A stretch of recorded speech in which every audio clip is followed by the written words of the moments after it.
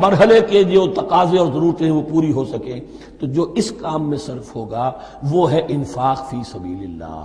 یا اللہ کے ذمے قرض حسنہ۔ تو یہاں اصل میں اس کی بات ہو رہی ہے انفاق کی۔ مثل الذین ينفقون اموالهم فی سبیل اللہ ہے، مثال ان کی جو اپنے مال خرچ کرتے ہیں اللہ کی راہ میں۔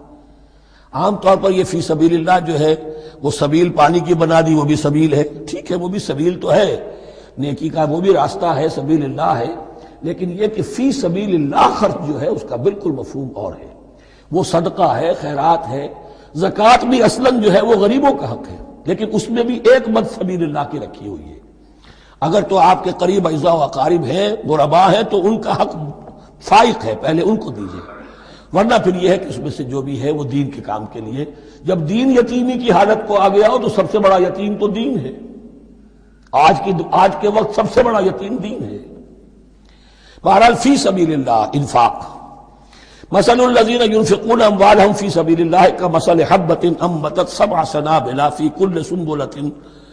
مئۃ حبہ، مثال ان کی جو اللہ کی راہ میں خرچ کرتے ہیں اللہ کے دین کے لیے، ایسے ہے جیسے ایک دانہ کہ اس سے 7 سنبلیں پیدا ہوئیں، 7 خوشیں، 7 بالیاں، یہ 7 سٹے۔ باجرے کا سٹا ہوگا کتنے دانے ہوتے ہیں اس میں، مکئی کا سٹا ہے اس میں کتنے دانے ہیں، فی کل سنبلۃ مئۃ حبہ، اس میں 100 دانے موجود ہیں ہر ایک میں، تو ایک دانے سے 700 دانے وجود میں آ گئے۔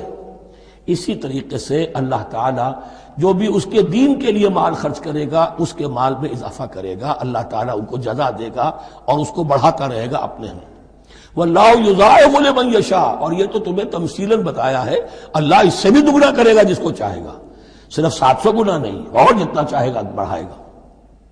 واللہ واسع علیم، اللہ کے خزانوں میں کوئی کمی نہیں ہے، بڑی وسعت والا ہے اللہ، بہت سمائی والا ہے اور وہ سب کچھ جاننے والا ہے۔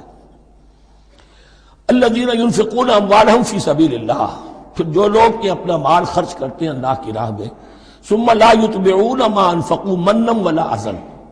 پھر جو کچھ وہ خرچ کرتے ہیں اس کے بعد نہ تو تکلیف پہنچاتے ہیں نہ احسان جتاتے ہیں۔ دیکھیے جی میں نے اس وقت اتنا چندہ دیا تھا، معلوم ہوا کہ میرا حق جو ہے وہ زیادہ ہے، پھر میری بات مانی جانی چاہیے۔ ہم چندے زیادہ دیتے ہیں تو بات بھی تو ہماری چلنی چاہیے۔ یا اگر کسی جو کارکن کو دیا ہے جو اللہ کے دین کے لیے کام کر رہا ہے، یہ بھی ان 2 رکوعوں کے آخر میں بات واضح ہو جائے گی۔ کوئی شخص اللہ کے دین کے کام میں لگا ہوا، آپ اس کو ساتھ تعاون کر رہے ہیں تاکہ وہ اپنی معاش کے اوپر اپنا وقت نہ لگائے، اپنا پورا وقت جو ہے وہ دین کی خدمت میں لگائے۔ لیکن اب اگر کہیں آپ نے اس کو جتا بھی دیا، اس پر احسان بھی رکھ دیا، کوئی تکلیف دے کلمہ کہہ دیا، تو جو آپ کا اجر و ثواب تھا وہ 0 ہو جائے گا۔ الذین ينفقون اموالهم فی سبیل اللہ ثم لا یتبعون ما انفقوا منا ولا اذى، جو انفاق کرتے ہیں اس کے بعد اس کے پیچھے نہ تو جتلاتے ہیں نہ کوئی اور تکلیف پہنچاتے ہیں۔ لہم اجرہم عند ربہم ولا خوف علیہم ولا هم یحزنون، ان کا اجر ان کے رب کے پاس محفوظ ہے اور ان کے لیے مغفرت ہے۔ ولا خوف علیہم ولا هم یحزنون، ان کے اوپر نہ کوئی خوف ہوگا اور نہ کوئی ان کو حزن سے دوچار ہوں گے۔ قول معروف، بھلی بات کہنا، ومغفرہ اور درگزر کرنا، خیر بہتر ہے من صدقۃ، اس خیرات سے یتبعھا اذی، جس کے بعد کے اذیت پہنچائی جائے۔ کوئی آپ سے فرض کیجئے کوئی ضرورت کے لیے آئی گیا ہے، کسی نے ہاتھ پھیلا دیا ہے، تو آپ اگر آپ نہیں کر سکتے مدد، قول معروف،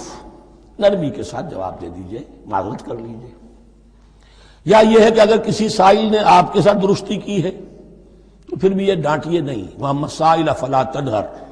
پھر بھی یہ ہے کہ مغفرت، معاف کیجئے۔ یہ کہیں بہتر ہے اس سے کہ دے تو دیا، خیر من صدقۃ یتبعھا اذی، اس کے بعد اسے 2-4 جملے بھی سنوا دیے، کوئی اور سلواتیں بھی سنا دی اسے، تو اس کا کوئی فائدہ نہیں ہوا۔ واللہ غنی حلیم، اللہ تعالیٰ غنی ہے اور حلیم ہے۔ یہ کیوں کہا گیا کہ تم اگر کسی کو دے رہے ہو تو اصل میں اللہ کو دے رہے ہو۔ ایک حدیث میں آتا ہے کہ اللہ تعالیٰ اپنے بندے سے شکایت کرے گا، اے میرے بندے تیرے پاس مال تھا، میں نے تجھ سے مال طلب کیا تھا، میں بھوکا تھا، میں نے تجھ سے روٹی مانگی،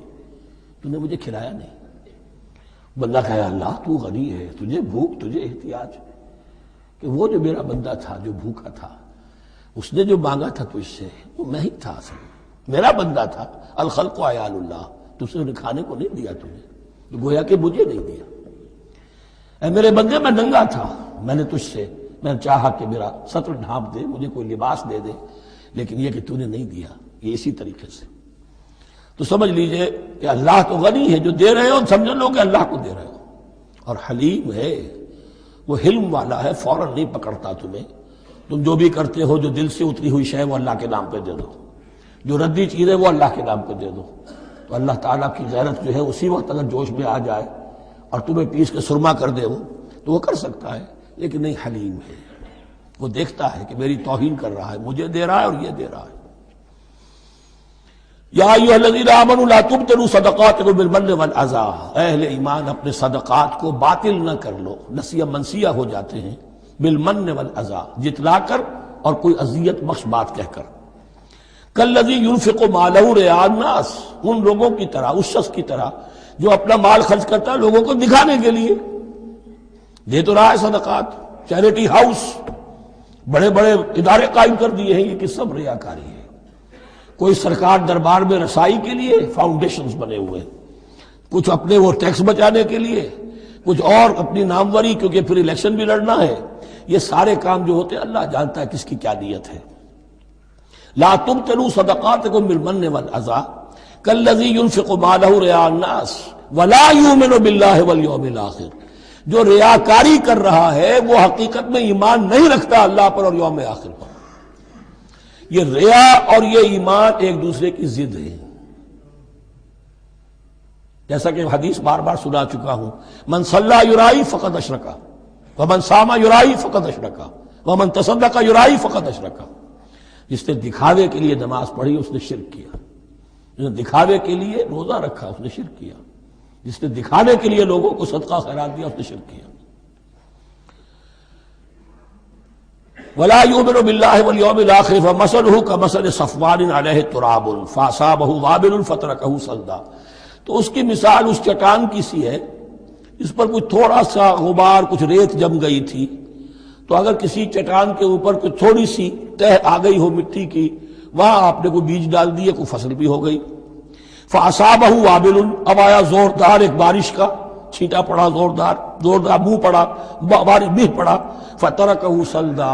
وہ ساری اوپر کی تھوڑی سی تہ تھی، وہ مٹی بھی بہہ گئی اور آپ کی محنت بھی گئی، وہ آپ کا بیج بھی گیا اور آپ کی فصل بھی گئی۔ وہ چٹان جو ہے چٹیل چٹان وہ اندر سے نکل آئی،